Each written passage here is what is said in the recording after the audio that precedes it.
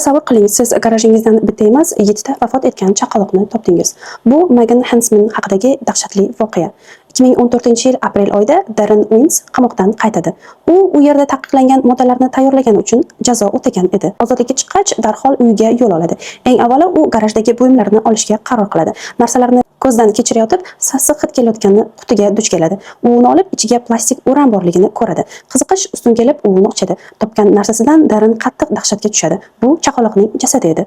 U o'sha zahoti 911 ga qo'ng'iroq qiladi. Darrenning xayoliga kelgan birinchi narsa bu xotinida homilador tushishi bo'lgan bo'lsa kerak deb o'ylaydi. Politsiya uyga yetib kelib, tintuv boshlaydi. Endi biroz voqeani ortga qaytaramiz. Megan Hansman 1975-yil 27-fevralda Salt Lake City chekkasida tug'ilgan. U oiladagi eng katta farzand edi. Aytish joiz, oila dindor bo'lgan. Bolalar mormonlar qoidalari asosida tarbiyalangan. Ota-onasining aytishicha, Megan juda ham tortinchoq, kamgap qiz bo'lgan. U hech kim bilan dardini bo'lishmas edi. Yuqori sinflarda u o'zidan bir necha yosh katta xuligan xarakterli yigit bilan tanishadi. Bu albatta Darren edi. Darrenni muammoli o'smir sifatida ta'riflashardi. Aynan uning shu fe'l-atvori Meganni o'ziga tortgan edi.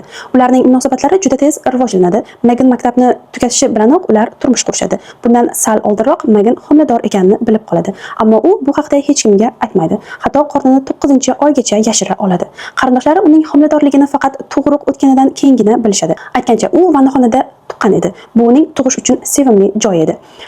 Ajablanarlisi shundaki, Megan uyda o'zi sog'lom qizaloqni dunyoga keltiradi. Qizga Darya deb ism qo'yishadi.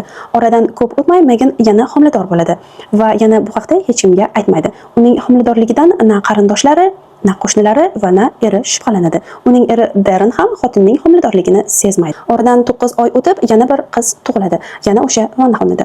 Darren buni ko'rib juda hayratga tushadi. Uyga kirsa, xotini yangi chaqaloq bilan o'tiribdi. Bolaning qayerdan paydo bo'lganini esa anglab bo'lmaydi. 2 nafar farzand albatta katta xarajat degani edi.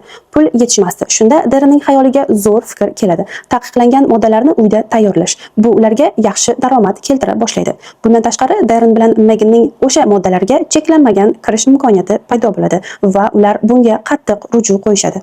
1996-yil taxmin qilingchi nima bo'ladi? Megan yana homilador bo'ladi. Bu safar u hech kimga hech narsa demaydi. Buning ustiga u har kuni taqiqlangan moddalarni iste'mol qilardi. Megan yana bolani o'zi dunyoga keltiradi. Qayerda ekanini taxmin qilib ko'ring-chi. Yana vannaxonada.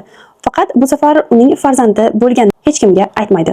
U chaqaloqning bo'ynini barmoqlari bilan qattiq siqib, nafas olmay qolguncha ushlab turadi. So'ng jasadni kichik sochiqqa o'rab, axlat paketiga soladi va qutiga joylaydi. Keyin hammasini sinchiklab izolyatsiya lentasi bilan o'rab chiqadi. Megan vannaxonani tartibga keltirgach, go'yo hech narsa bo'lmagandek kundalik ishlariga qaytadi. Darren qamoqdan chiqqach, tasodifan garajda, aniqrog'i bir quti ichida chaqaloq jasadini topib oladi. U darhol politsiya chaqiradi. Politsiya Megan bilan bog'lanadi. O'sha paytda u allaqachon Darrenning sobiq xotini edi. Megan politsiyaga eri qamoqda bo'lgan paytda u o'lik bolani dunyoga keltirganini aytadi. Nima qilishni bilmagani uchun shunday yo'l tutganini tushuntiradi. Shundan keyin Meganni bo'limga so'roqqa chaqirishadi. Avvaliga u birinchi bola ko'p yillar oldin o'lik tug'ilganini ta'kidlaydi. Ammo so'roq bosimi ostida uning hikoyasi o'zgara boshlaydi. Oxiri Megan tan oladi. Bu jasadlar bundan ham ko'p bo'lganini aytadi.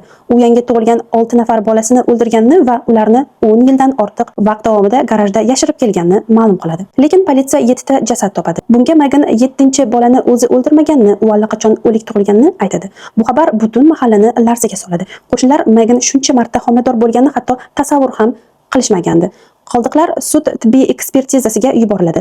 Ekspertiza Megan aytgan gaplarni bir qismini tasdiqlaydi.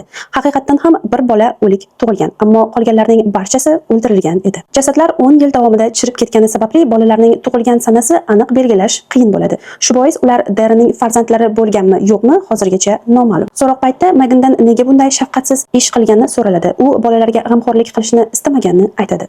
Bu voqeada yana bir dahshatli tafsilot bor. Aslida bularning barchasi sodir bo'lmasligi ham mumkin edi.